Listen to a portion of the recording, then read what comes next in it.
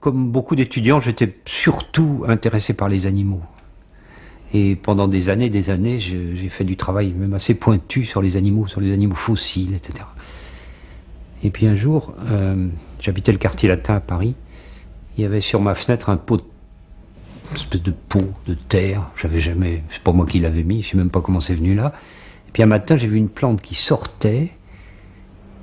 Et je m'en suis pas occupé. Elle a grandi, elle a fleuri, elle a donné des graines. Elle s'est ressemée. Il y en avait une douzaine.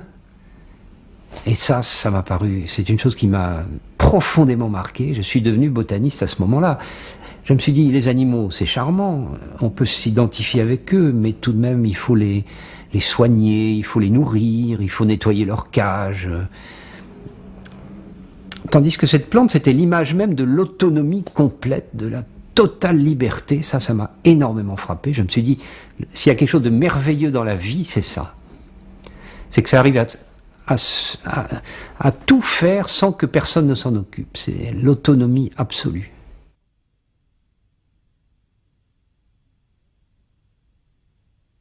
Moi, j'ai une définition un peu bête. C'est celle que j'ai donnée dans le film Arbre.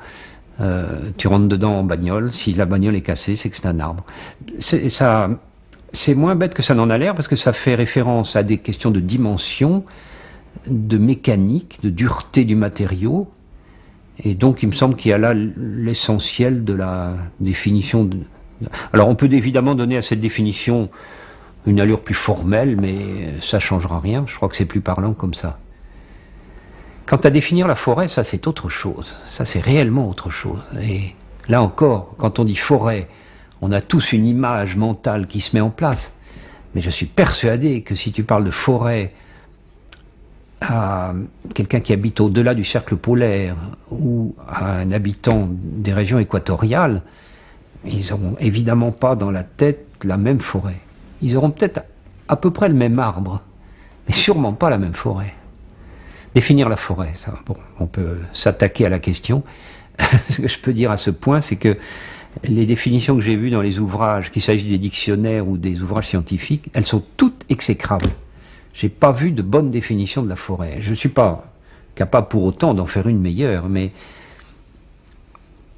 c'est réellement ce genre de réalité impossible à définir. C'est pour le moment trop compliqué. Oui, sa complexité rend une définition simple impossible. Exact, oui. Oui. C'est un peu comme si on te demandait de définir l'être humain. Tu pourrais pas le faire de façon simple, voilà. Il faudrait forcément rentrer dans des développements compliqués. Alors on se dit, mais ça, c'est pas une définition.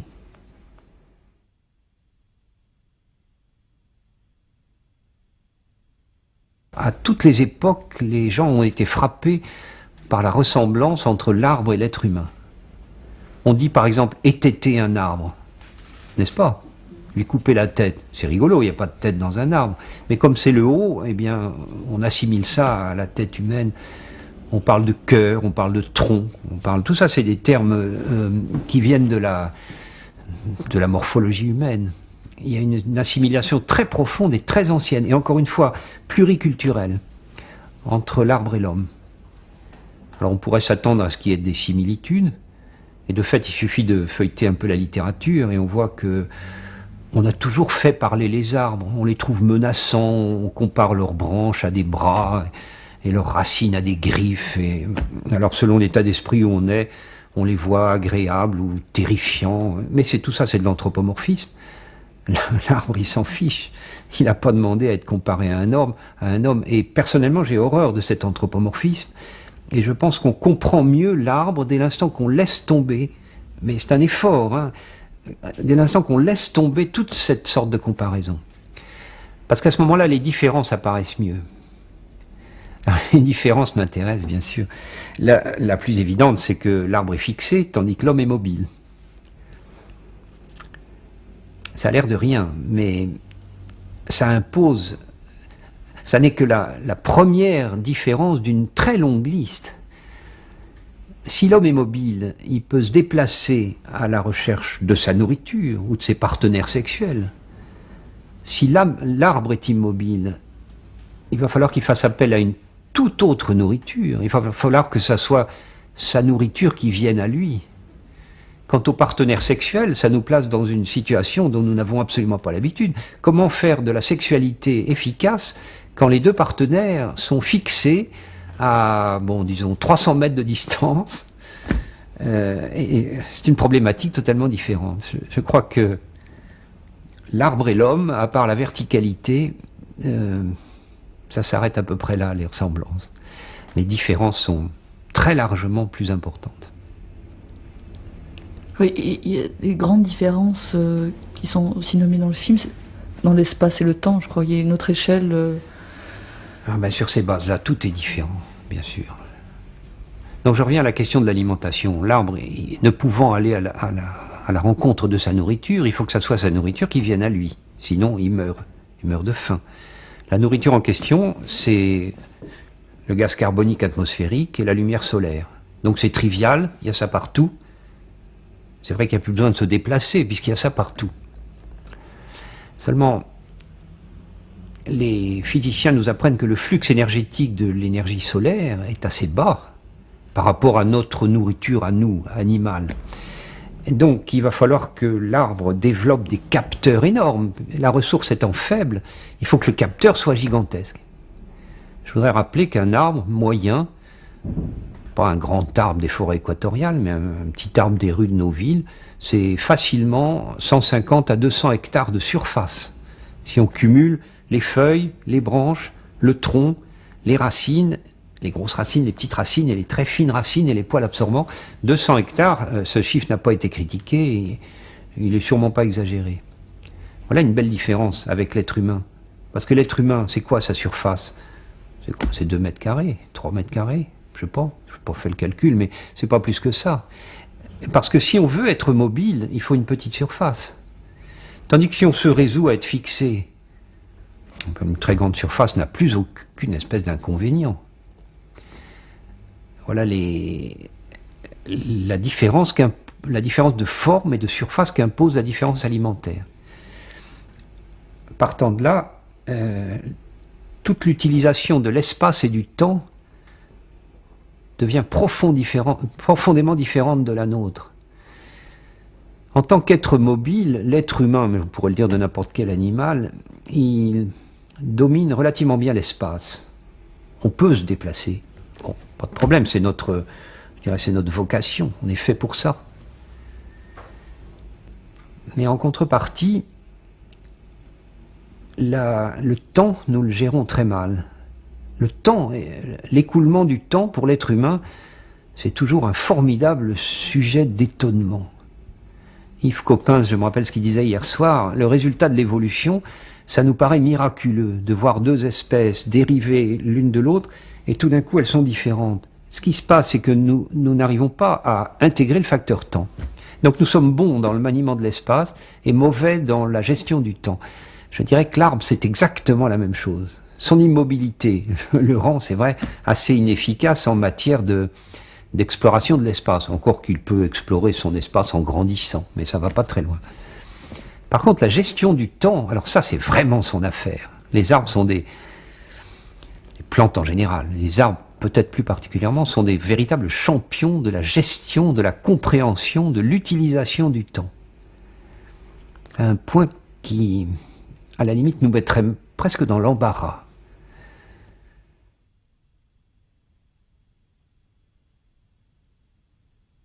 Individu veut dire indivisible. Ça s'applique à un poisson rouge ou à un chat ou à un être humain.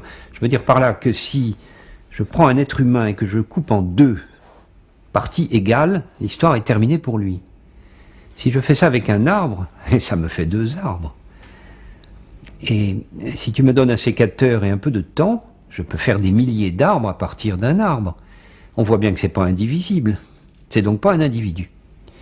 Ça, c'est une première partie de la réponse. Il y a une autre partie qui est l'homogénéité génétique qu'on associe habituellement à l'idée d'individu. Maintenant, on sait qu'il y a plusieurs génomes dans le même arbre. Donc c'est une raison supplémentaire de ne pas les considérer comme des individus. Bien que ça soit, je suis d'accord, bien que ça soit très habituel. Les gens assimilent volontiers l'arbre à un être humain. À ce moment-là, on parle d'individu. Mais alors, quelle est sa partie vitale ? Il n'y a pas de partie vitale, c'est ça qui est très étonnant. Ce sont des êtres vivants monstrueusement grands, de très loin les plus grands, les plus lourds, les plus énormes de tous les êtres vivants qui aient jamais existé. Et cependant, les tuer n'est pas facile, parce que un animal, si grand soit-il, si je connais à peu près son anatomie, je peux percer à un endroit précis, il meurt. Il y a plusieurs organes vitaux. L'arbre, il n'a pas d'organe vital. Je peux en retirer la moitié, l'autre moitié continue à vivre. C'est intéressant, cette notion d'absence d'organe vital.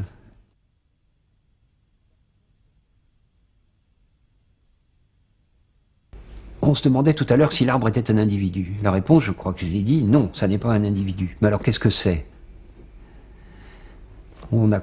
Ça fait partie des acquis de ces 30 dernières années que nous savons maintenant que l'arbre est une colonie. Colonie d'individus, mais même à ce niveau-là, je crois qu'il vaut mieux des guillemets encore. Alors, le passage de l'individu à la colonie, les zoologistes le savent bien, par exemple ceux qui étudient le corail, ce passage correspond à une acquisition de l'immortalité. L'individu est mortel, tous les individus sont mortels. Par contre, si on passe à l'état coloniaire, la colonie n'est pas forcément mortelle. La colonie corallienne, on sait bien qu'elle est immortelle, elle est virtuellement immortelle. Un récif de corail, c'est capable de devenir tellement gros que sous son poids, ça fait enfoncer l'île qui la porte. Mais il n'empêche que le corail continue à pousser par en haut, de manière à se maintenir dans la zone bien éclairée de la mer. Et donc, c'est des organismes vivants qui sont capables de passer des époques géologiques entières, tout en restant vivantes. Eh bien, pour l'arbre, c'est la même chose. La colonie arbre, il faut la considérer comme virtuellement immortelle. Attention, ça ne veut pas dire que les arbres ne meurent pas, bien sûr, tout le monde sait bien qu'ils meurent. Ce qui est très important, c'est ce que signifie ce terme virtuellement. Quand l'arbre meurt, c'est à la suite d'une attaque extérieure. Ça peut être n'importe quoi, ça peut être un coup de vent qui le fait tomber, ça peut être la foudre qui tombe dessus, ça peut être un bûcheron qui le coupe, ça peut être un pathogène qui le fait crever. Mais c'est toujours une cause extérieure. Il n'y a pas de sénescence dans l'arbre. C'est ça que veut dire virtuellement immortel. Là aussi, ce serait différent de nous, parce que nous, on pourrait se placer dans les meilleures conditions imaginables. Il n'empêche que notre vie, elle est très brièvement limitée. Parce que nous vivons selon un programme de sénescence. Et tous les animaux libres, en général, encore une fois, tous les individus vivent selon un espèce de programme de sénescence. Mais pourquoi parle-t-on de durée de vie d'un arbre, alors? Moyenne? Parce que la sensibilité aux pathogènes, par exemple, évolue pendant la durée de vie de l'arbre. Et c'est vrai que des arbres réputés pour être à vie courte, comme les parasoliers d'Amazonie, les cécropias d'Amazonie, les parasoliers d'Afrique ou chez nous les bouleaux, par exemple, c'est pas des arbres qui vivent très longtemps. Ils meurent tout de même pour des causes externes, comme je l'ai dit, mais la sensibilité aux causes externes augmente. De sorte que statistiquement, il y a tout de même une durée de vie moyenne. Bon, c'est clair qu'un bouleau, ça vit moins qu'un frêne, et un frêne moins qu'un chêne, et un chêne moins qu'un pin de Californie, voilà. Et tous les arbres sont coloniaires ou il existe des espèces coloniaires et d'autres? Non, ils ne sont pas tous coloniaires, c'est ça qui est intéressant. Apparemment, dans l'évolution des arbres, d'après ce qu'on en sait à l'examen des arbres fossiles, les premiers n'étaient pas coloniaires. C'était des structures unitaires. Et encore dans la nature actuelle, un palmier, par exemple, ou un araucaria, je ne sais pas si tu vois ce que je veux dire avec ces arbres magnifiques. Bon, ça, c'est pas coloniaire, c'est totalement unitaire. Et on peut le considérer comme des solutions archaïques. La coloniarité a été acquise après des plantes modernes comme celle-là. Voilà, il faut un mot d'explication. L'arbre était vertical. Il s'est retrouvé incliné, je ne sais pas trop pourquoi, peut-être simplement la gravité. Sa réaction a été de produire un autre petit arbre. Un palmier n'est pas capable de faire ça. Si un palmier est incliné, il reste incliné, c'est tout. Celui-là est déjà coloniaire. Il a donc émis un petit arbre qui a récupéré la position verticale et qui, à terme, va faire disparaître la partie inclinée. Donc tout ça est voué à disparaître. Ce qui est intéressant sur cet objet que j'ai ramené d'Australie, c'est que on voit très bien qu'il s'agit d'un petit arbre qui pousse sur un grand, puisque les racines sont parfaitement évidentes. Donc voilà, c'est l'acquisition de la coloniarité.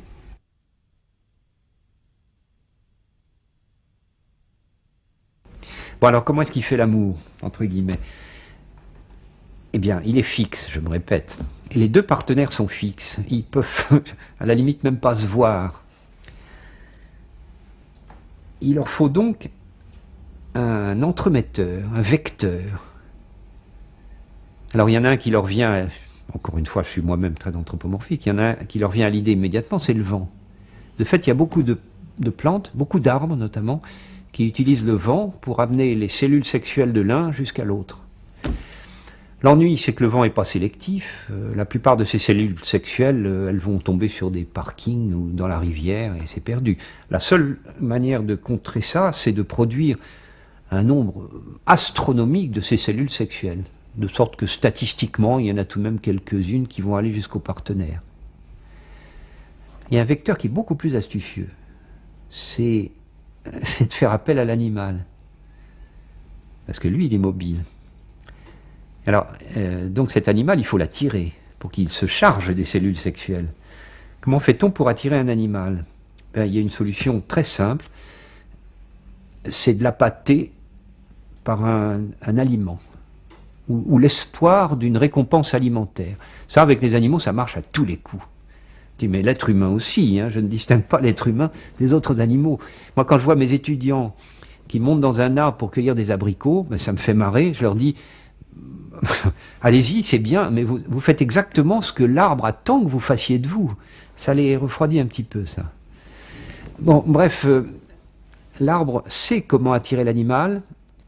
Il attire cet animal par des formes séduisantes, c'est les fleurs, par des couleurs qui sont belles. Là, ça reste encore assez intellectuel, c'est beau, c'est attirant. Mais finalement, la motivation, elle est alimentaire. L'animal, il sait très rapidement, parce qu'il est capable d'entraînement et d'apprentissage, il sait très vite que s'il vient vers cette fleur-là, qui a cette forme, et s'il cède à ce parfum qui lui plaît, eh bien, il aura une récompense alimentaire. Il n'a pas besoin de très longtemps, il sait que ça va marcher. Et il a effectivement une récompense alimentaire, c'est le nectar des fleurs, et c'est un aliment superbe, il faut dire, sucré, avec un goût extraordinaire. Nous-mêmes, nous pouvons l'éprouver avec le miel, d'une certaine manière. Donc l'animal vient. Il transporte les cellules sexuelles de l'arbre. Mais je peux garantir, je peux affirmer qu'il n'en sait rien. En tout cas, ce n'est pas pour ça qu'il est venu. Ce transport des cellules sexuelles, ça vient en plus. Quoi qu'il en soit, il sort de cette fleur, mais il a toujours faim. Les animaux sont comme ça, ils ont toujours faim. Donc il continue, d'abord sur le même arbre, puis il se lasse, il va sur un autre arbre, et c'est là qu'il amène les cellules sexuelles, au bon endroit. Alors ce qui se passe après, c'est que, une fois que la fécondation est réalisée, il importe que l'animal s'en aille, parce qu'il y a un moment où le fruit, les graines d'abord, le fruit ensuite se forme doucement, mais interviendrait-il à ce moment-là que ça serait la catastrophe? Il va détruire quelque chose qui n'est pas mûr et qui n'est pas fait pour être dispersé. Donc on n'a plus besoin de lui provisoirement. Qu'est-ce qu'on fait? Eh bien la plante fait des fruits verts, ils sont effectivement verts, de sorte qu'on ne les voit plus. Un fruit vert, ça dit bien ce que ça veut dire. Ils sont parfois couverts d'épines, ils sont parfois extrêmement astringents, le goût n'est vraiment pas attirant. Bon, donc les animaux se désintéressent de la situation. Seulement, c'est pas fini. Il va y avoir un moment où le fruit étant mûr, on va à nouveau avoir besoin de l'animal pour disperser les graines. Parce que si on ne les disperse pas, qu'est-ce qui va se passer? Le fruit, il va tomber avec la gravité, il va s'écraser au pied de l'arbre, et les graines vont germer au dernier endroit où il faut qu'elles germent, c'est-à-dire au pied de l'arbre mère. Ça, sur le plan de la géographie de la vie, ça n'a aucun intérêt. Il faut donc les disperser. Là aussi, on peut faire appel au vent, mais ça ne marche pas non plus très bien. On fait plutôt appel aux animaux, à nouveau. Donc il faut, après l'avoir chassé, cet animal, il faut à nouveau l'appâter, le faire venir. Là, la technique est belle, c'est des fruits dont la forme est sympathique. dont la couleur est alléchante. Quand on les ouvre, le parfum est délicieux. Et donc l'animal, il vient à nouveau. C'est pas le même animal que pour transporter les gamètes, les cellules sexuelles, mais c'est un autre animal. Il vient, il mange, puisqu'il a toujours faim. Il avale les graines descendent dans son tractus digestif et il les disperse dans la nature, mais très loin, puisqu'il est mobile. Et, je ne voudrais pas être discourtois, mais pour moi l'animal, il est manipulé dans cette histoire. Il est manipulé.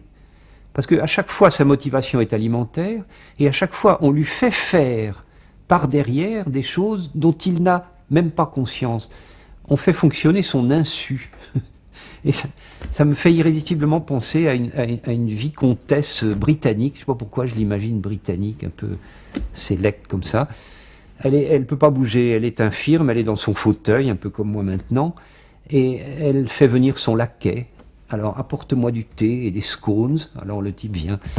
Bon, retire-toi, j'ai plus besoin de toi pour l'instant. Bon, puis après un moment, il faut qu'il revienne parce qu'il faut desservir et chasser les miettes. Alors, reviens. Alors, le type revient. Et puis, bon, là, j'ai l'impression que les animaux là-dedans, bien qu'ils aient un cerveau et que la plante n'en ait pas, ils sont un peu les laquais. Ils sont un peu manipulés par la plante. Et le fond de l'affaire, je crois que c'est un conflit entre la gestion du temps et la gestion de l'espace. L'animal, il gère l'espace, je l'ai dit, mais il ne sait pas gérer le temps. La plante, elle ne sait pas gérer l'espace puisqu'elle est immobile, mais elle a une gestion du temps, une espèce de jouissance du temps qui est finalement victorieuse par rapport à ceux qui gèrent l'espace.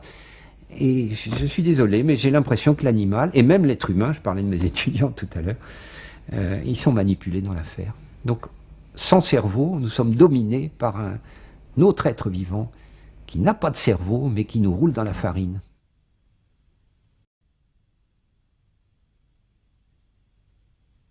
Le concept est né en Australie dans les années 60. Et on peut déplorer ce terme de timidité parce qu'il est profondément anthropomorphique. Bon, ce n'est que très très superficiellement de la timidité. Je rappelle que les arbres poussent comme ça, les couronnes d'arbres poussent comme ça, et puis arrivé à 30 cm, ça ne peut plus pousser. Ça peut pousser vers le haut, mais ça ne peut plus pousser vers l'autre. C'est ce qu'on appelle la timidité. Donc vu du sol, on voit une fente de timidité qui fait le tour de la couronne de l'arbre, même si elle est très compliquée, il y a une espèce de fente, c'est très beau d'ailleurs.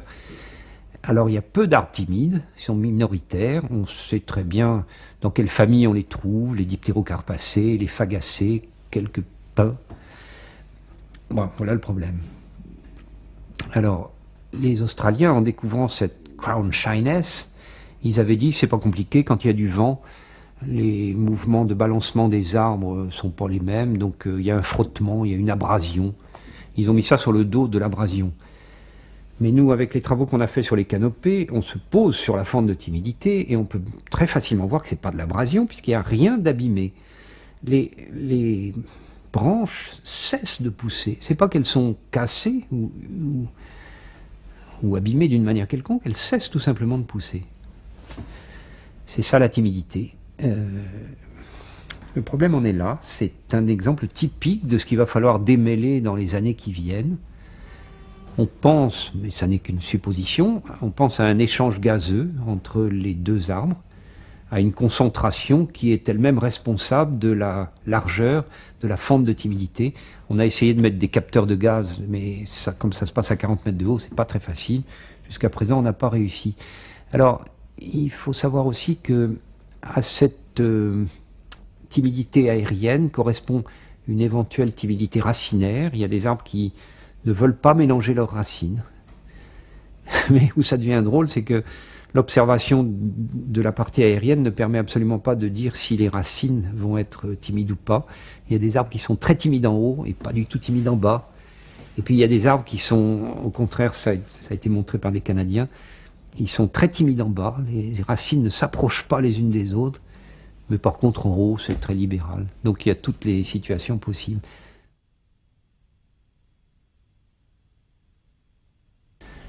C'est certainement la partie la moins connue et la plus mystérieuse des arbres. On a acquis beaucoup de choses sur la partie visible, aérienne.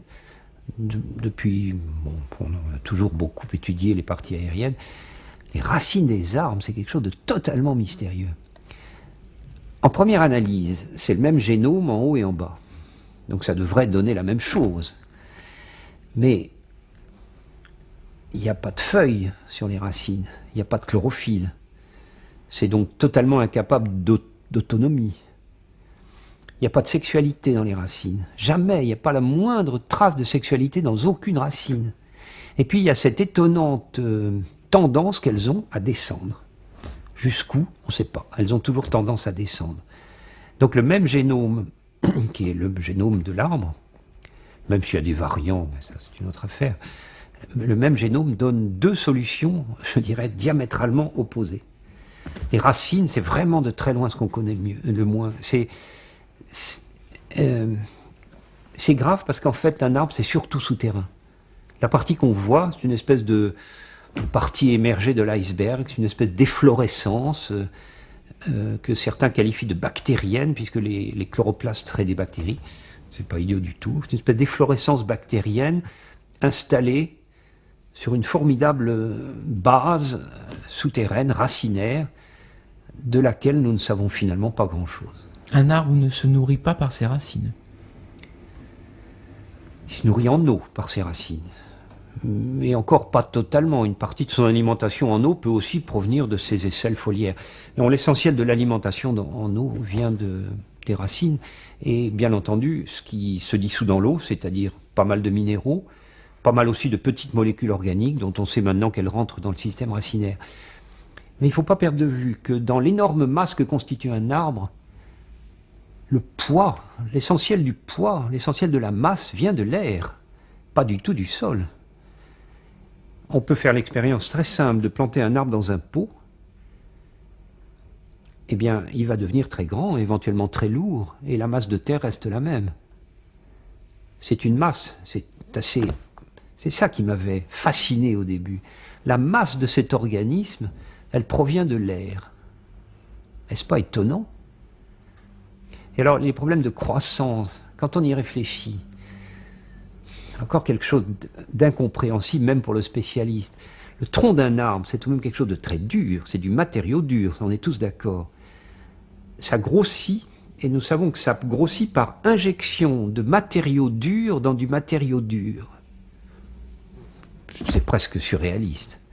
Si on ajoute que tout ce matériau dur vient de l'air, on se dit qu'on est dans une planète très différente de celle des animaux. De sorte, ça m'est souvent arrivé de dire que la différence entre l'animal et la plante, c'est à peu près la même différence qu'on risque de trouver quand on aura accès aux lointains astres éventuellement habités. On va trouver des trucs comme ça qui vont,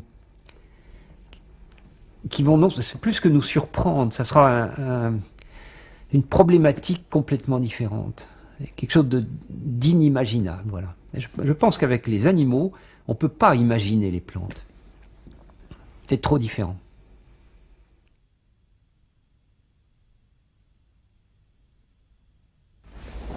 Alors, il ne faut pas croire que les recherches sur l'arbre, ça soit récent, hein.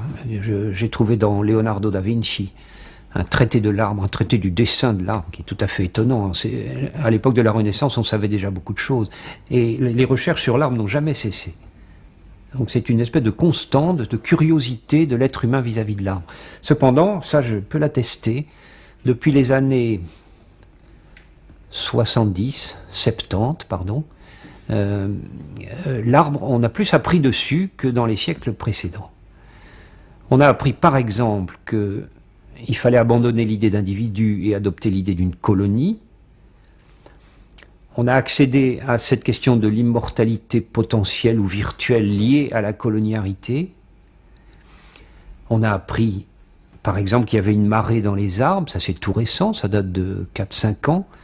J'en dis un mot, je voudrais juste rappeler qu'il y a beaucoup d'eau dans un arbre, de l'eau qui vient du sol, encore une fois, et que cette masse d'eau est suffisante pour que la marée s'exerce, mais surtout qu'elle soit mesurable. La marée, bien entendu, elle s'exerce même dans un verre d'eau, c'est évident. Seulement, les variations sont tellement faibles qu'on ne peut pas les capter. Les capteurs ne sont pas assez sensibles. Il se trouve que l'arbre, c'est un volume d'eau suffisant pour que nos capteurs actuels soient suffisamment sensibles pour capter la marée. Alors, ça se traduit par un rétrécissement du tronc et une augmentation du tronc de quelques microns. Mais ce qui est intéressant, c'est de voir que ça se fait exactement en phase avec les marées sur le littoral. Le Bureau des longitudes est capable de nous faire un annuaire des marées, même très loin de la mer. Eh bien, on va retrouver les marées hautes, les marées basses, les marées hautes, les marées basses. Et plus intéressant, on retrouve les vives eaux, où la Terre et le Soleil tirent en même temps. La Lune et le Soleil tirent en même temps sur la Terre. Et puis les mortes eaux, où la Lune et le Soleil ont plutôt tendance à se contrarier. Donc il y a maintenant une marée dans les arbres. Voilà. Alors, il reste beaucoup de questions aussi, hein. On a fait beaucoup de progrès, mais il reste d'énormes questions. L'une qui me vient à l'esprit, c'est comment l'arbre utilise-t-il cette marée? Pour un biologiste, c'est impensable qu'un effet comme celui-là n'ait pas été utilisé par la biologie. Je suis prêt à parier que l'arbre tire parti de cette marée, mais pour l'instant, nous ne le savons pas. La question du génome aussi. Nous étions partis sur les arbres avec des idées zoocentriques. Le génome de l'arbre, il devait être comme le génome humain ou comme le génome des animaux, c'est-à-dire un génome du haut en bas de son organisation, comme moi j'ai un génome depuis la plante de mes pieds jusqu'au sommet de mon crâne. Ça veut dire que toutes mes cellules, sans aucune exception, ont la même information génétique. Puis on était parti aussi sur l'idée d'une stabilité temporelle du génome, c'est-à-dire que l'arbre qu'on a devant nous, il était censé avoir le même génome que la graine qui lui a donné naissance. De même que nous avons le génome que nous avions lorsque nous étions dans le ventre de notre mère. Donc cette stabilité spatiale et temporelle, elle était considérée comme... À vrai dire, c'était même pas une question, on ne se posait pas la question, c'était comme ça. Les arbres étaient priés de se plier aux habitudes animales. Alors depuis qu'on travaille sur les canopées des forêts équatoriales, on a pu faire des prélèvements de différentes parties de la couronne d'un énorme arbre, et quand on fait l'analyse de l'ADN, on s'aperçoit que ce n'est pas le même. Il faut se rendre à l'évidence, et maintenant c'est une idée qui est à peu près admise partout, il y a plusieurs variantes du génome dans le même arbre. Ça, c'est un acquis scientifique dont on n'a pas encore fini de tirer parti. Et là aussi, il va falloir qu'on arrive à comprendre pourquoi la grande plante fait ça. Quel est l'avantage qu'elle a à faire ça? Ça va être le travail des années qui viennent. Mais les faits sont là maintenant.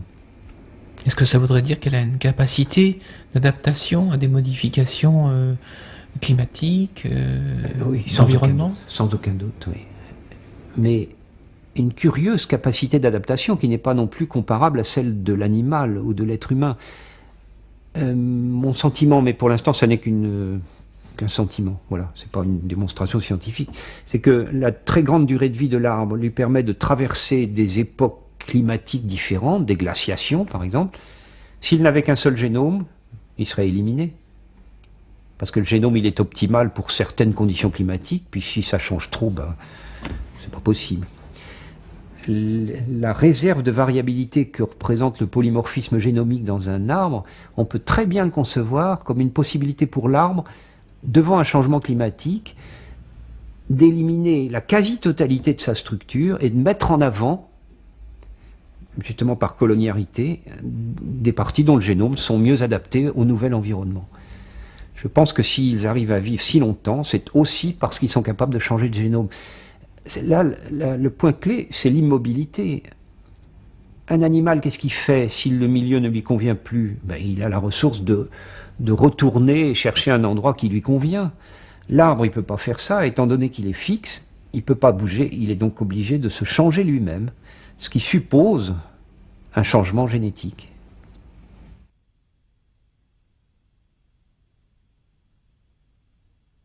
On sait qu'il y a plus d'espèces dans les régions tropicales du monde que ici, aux latitudes moyennes. Et il y en a plus ici que dans les latitudes très élevées, à proximité des pôles. Les scientifiques se sont encore nombreux à se demander pourquoi il y a plus d'espèces sous l'équateur? C'est pas évident, hein, c'est pas du tout une question simple. Une des réponses, c'est qu'il y a dans les régions équatoriales une formidable source d'espèces, animales et végétales, mais alors c'est quelque chose qui va très vite et qui est extrêmement productif. Eh bien cette source d'espèces, c'est là que je réponds à ta question, cette source d'espèces, c'est l'interface plante-animale. C'est ce qu'on appelle maintenant la coévolution.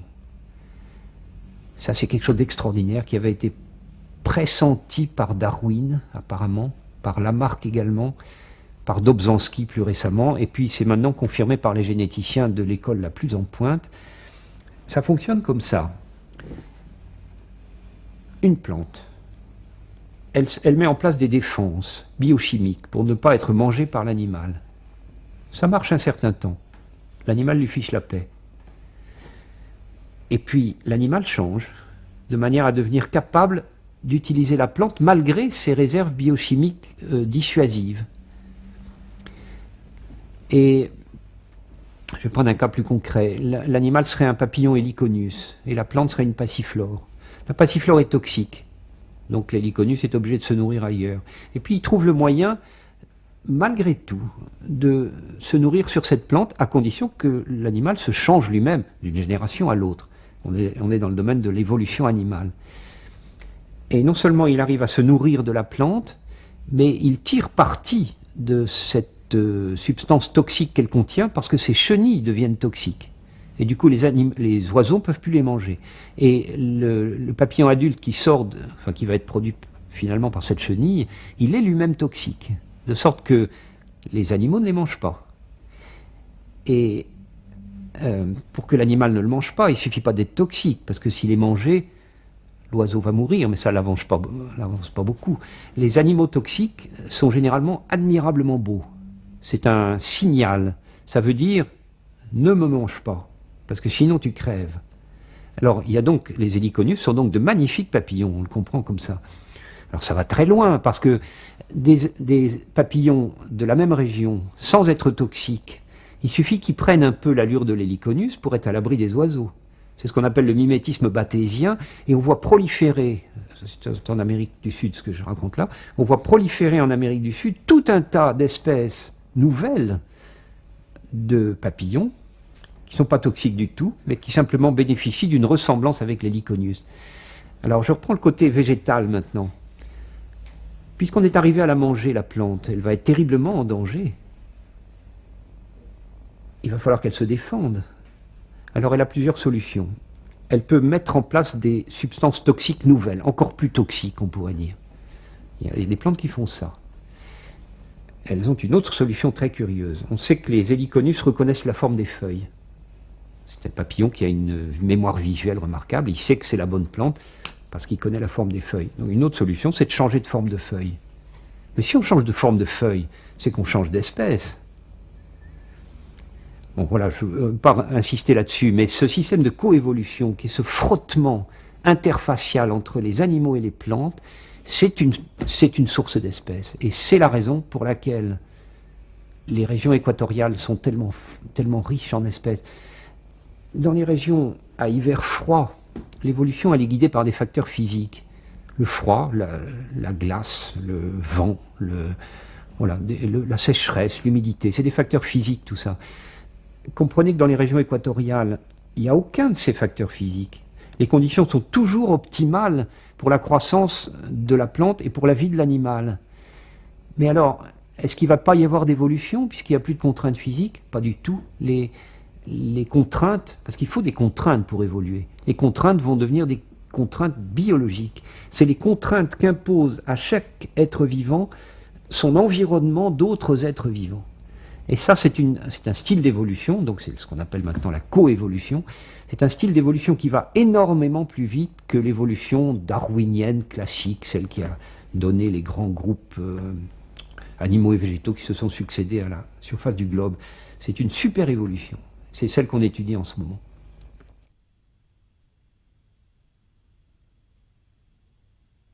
On sait maintenant que les arbres communiquent entre eux, oui. Et c'est vrai que mon collègue Van Hoven, l'université de Pretoria, c'est ça? Pretoria, oui. Il a été invité à Montpellier pour un colloque sur l'arbre, et il nous a stupéfaits avec cette histoire-là. Je la rappelle brièvement. Ça se passe en Afrique du Sud, dans des savanes herbacées, avec comme seul arbre des acacias, carou, acacia carou. Et alors, cet acacia, comme la plupart des légumineuses, sont extrêmement recherchées par les grands mammifères, que ce soit les girafes, ou que ce soit les koudous, les tragélophus, les grandes gazelles qui sont habituelles dans ces régions. Bon, donc la gazelle arrive, le koudou arrive, et elle commence à manger les feuilles de l'acacia.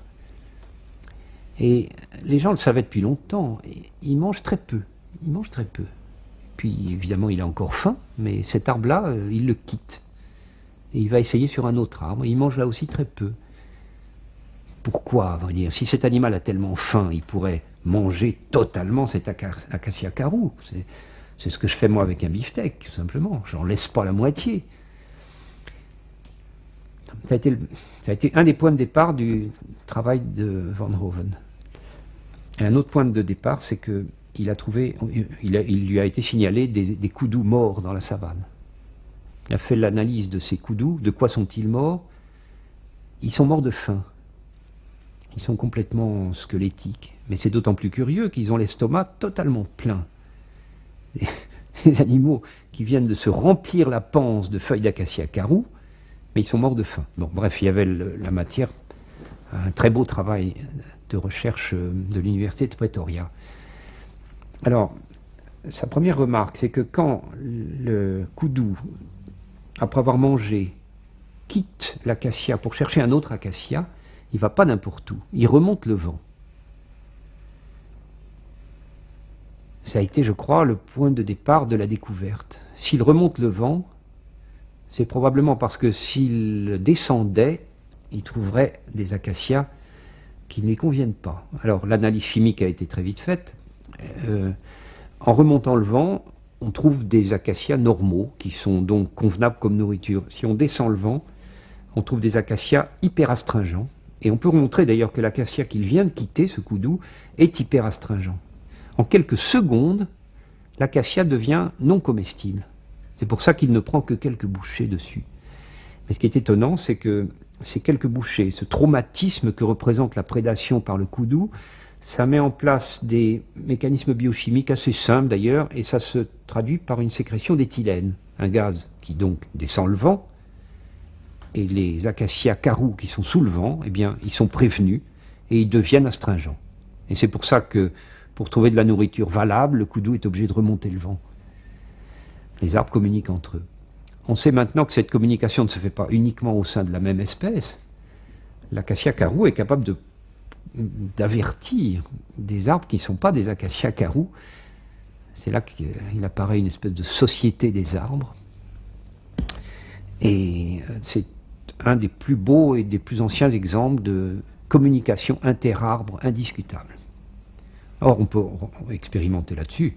On peut remplacer, c'est ce qu'a fait Van Hoven, il a remplacé le koudou par des étudiants à lui, qui ont été chargés, ils étaient armés de ceintures, et ils ont frappé l'arbre comme ça, donc causant des traumatismes. Donc il y a eu également l'émission d'éthylène, et les arbres sous le vent étaient devenus impropres à la consommation.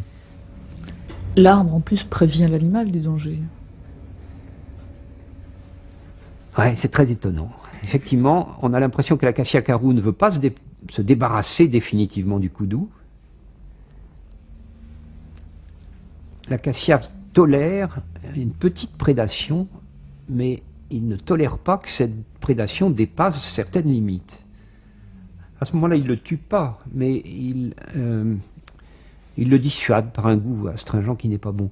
Alors, les koudous morts dont je parlais, c'est simplement lié à la très mauvaise habitude. Enfin, mauvais, pas prendre parti, mais c'est vrai qu'on met des barbelés dans la savane, là, comme ailleurs, et il y a des grands ranchs pour les élevages. Alors, le koudou ne peut pas remonter le vent, puisqu'il se heurte à des clôtures. Donc, il est obligé de se nourrir avec de l'acacia hyper astringent. C'est pas bon, mais enfin, quand on n'a pas le choix, il est bien obligé de se nourrir comme ça. C'est fallacieux parce qu'il ne peut pas digérer.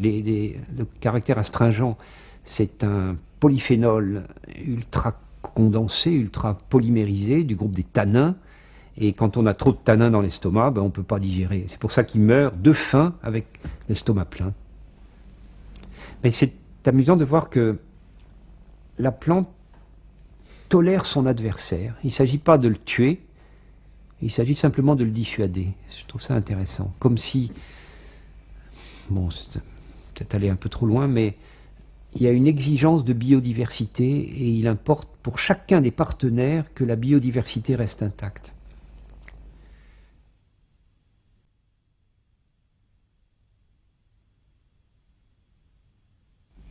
Je me rappelle ça comme un choc. J'étais furieux de cette histoire. Je ne sais pas si vous vous souvenez, mais c'était les années 60, je crois. Il y a eu un mouvement. On voulait arrêter l'exploitation de l'ivoire animal, parce que c'était évidemment tuer ces pauvres éléphants.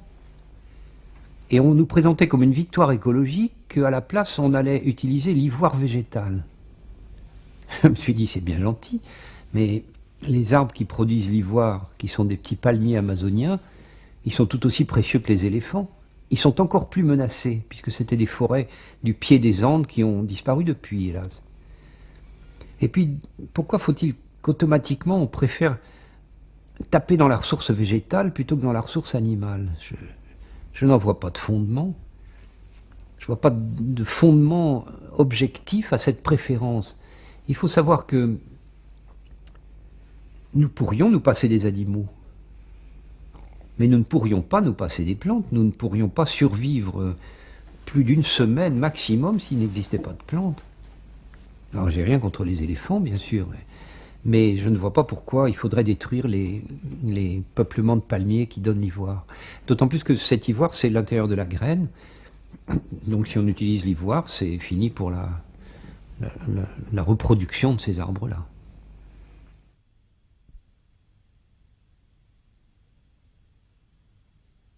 Le seul adversaire de la forêt, c'est l'homme. Il n'y en a pas d'autre. Il n'y en a pas d'autre.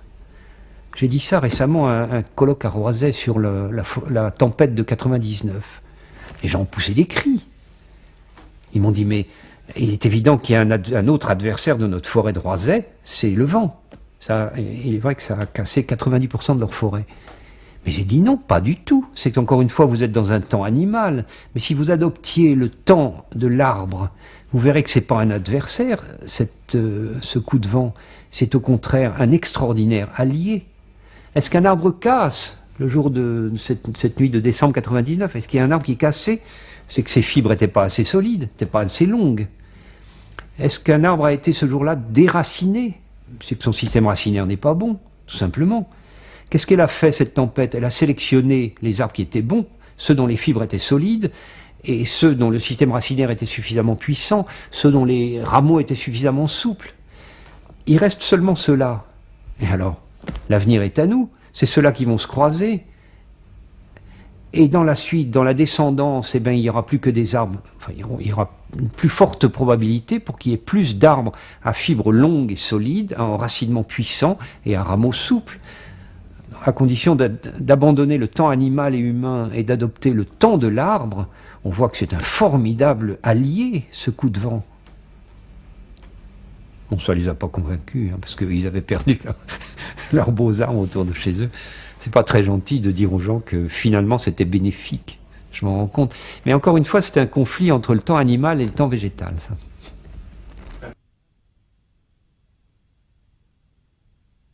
Et je serais tenté de distinguer deux sortes de connaissances. Celle des scientifiques, que je représente un peu ici, mais celle des gens, tout simplement, des gens de ma ville, des gens que je fréquente dans le quotidien. Alors là, c'est atterrant, parce que les arbres ne sont pas censés être des êtres vivants. On me dit, mais pourquoi seraient-ils vivants? Ils ne bougent pas, ils ne font pas de bruit. On voit bien qu'ils ne sont pas vivants. Je me rappelle oh, c'était drôle ça, c'est le responsable de l'environnement à Total en Bolivie. Un matin, on était en forêt, bassin amazonien bolivien, et je mets une corde entre deux arbres pour faire sécher mon pantalon. Il me dit, attention, les arbres poussent vite ici, donc ta corde elle va monter. Dépêche-toi de décrocher ton pantalon, parce que sinon, Bon, et je me dis, c'est incroyable qu'un responsable de l'environnement, il croit qu'un arbre, ça sort du sol, comme dans les dessins animés de Tintin, quand on était gamin. Ce gars, il a jamais regardé comment pousse un arbre. Tu vois, le gars, il croit que tu plantes un clou et que le clou va monter. Alors je me dis que c'est vrai que les scientifiques ont fait des progrès dans la connaissance de l'arbre, mais il serait temps que le grand public en fasse aussi. Bon, il y a des gens qui connaissent bien les arbres, je ne veux pas mettre tout le monde dans le même sac, mais il y a une espèce d'inculture. L'arbre dont vous parlez dans le film, dont on ignore le nom, qui est simplement une sorte de mobilier urbain, ça, je trouve ça trop triste. Il faut vraiment, il y a un vrai mouvement d'opinion à réaliser là-dessus. Les gens sont beaucoup plus compétents en matière d'animal. Même un enfant, tu lui mets un animal sous le nez, il te dit ça c'est un insecte, ou c'est un poisson, ou c'est un oiseau, n'est-ce pas? Mais qu'est-ce que va dire l'enfant devant une plante? Il va dire que c'est une plante, c'est tout. Donc il n'y a pas la moindre finesse, il n'y a pas la moindre tentative pour pénétrer dans la véritable nature des choses. La plante, dans le fond, on s'en fout. On s'en fout globalement, notre civilisation s'en fout. C'est l'altérité totale, et donc on n'a pas lieu de s'y intéresser.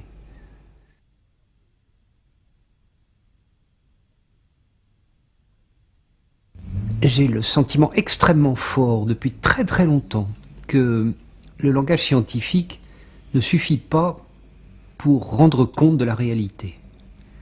Moi, en tant que scientifique, j'utilise le langage scientifique, c'est bien normal. Et à chaque moment, je me dis, bon, c'est la limite ça, on ne peut pas dire plus que ça. Et alors, qui est-ce qui a le langage supplémentaire, celui avec lequel on peut aller plus loin et dire plus de choses que les scientifiques ne peuvent même pas exprimer? C'est la poésie, c'est la littérature. J'ai été extrêmement frappé par le dialogue avec l'arbre de Paul Valéry. Quand il dit « la plante fait voir son temps », j'ai mis des années et des années à comprendre ce que ça voulait dire. Mais maintenant, je trouve ça génial. La plante fait voir son temps. C'est vrai que dans le développement animal, les stades antérieurs sont éliminés. C'est-à-dire, il n'y a plus rien en toi de l'enfant que tu étais. Pas tout à fait rien. Il y a peut-être quelques cellules du cerveau. Encore que même ça, c'est remis en cause. Mais sinon, notre structure enfantine, elle a disparu. Tandis que dans l'arbre, si je prends une hache, je peux fendre l'arbre et trouver au centre, en bas, le jeune arbre. Donc un arbre, c'est un empilement de stades successifs. Et c'est en cela que l'arbre fait voir son temps. L'arbre, c'est une espèce d'intégration de tout le temps qui s'est écoulé pendant toute sa croissance. Parce que Paul Valéry l'avait compris. Visiblement, il est plus connu pour son goût pour les mathématiques, mais évidemment, il avait compris l'arbre, alors que nous autres, c'est tout récent, ces choses-là. Francis Ponge, par exemple. Bon, on est presque voisins, Francis Ponge et moi, donc je l'aime beaucoup. Quand il dit l'animal c'est l'oral, la plante c'est l'écrit. Je trouve qu'il a tout compris. Voilà, c'est superbe. Ça, j'admire vraiment beaucoup cette espèce de fulgurance du poète qui voit ce que les pauvres scientifiques besogneux ils vont comprendre très longtemps après. L'arbre, c'est terriblement poétique, hein. Un traité sur la poésie de l'arbre, ça ne manquerait pas d'intérêt. Je pense qu'il y en existe déjà quelques-uns. Vous avez certainement compris que l'arbre ne me laisse pas indifférent et que je lui voue une admiration sans borne. Il me semble réellement que dans notre époque, c'est un modèle d'existence qui est à prendre en considération. Il est silencieux, il est discret, il est d'une incontestable utilité, il est d'une très grande beauté et il est d'une complète non-violence. J'ai l'impression que l'être humain devrait s'en inspirer, spécialement en ce moment.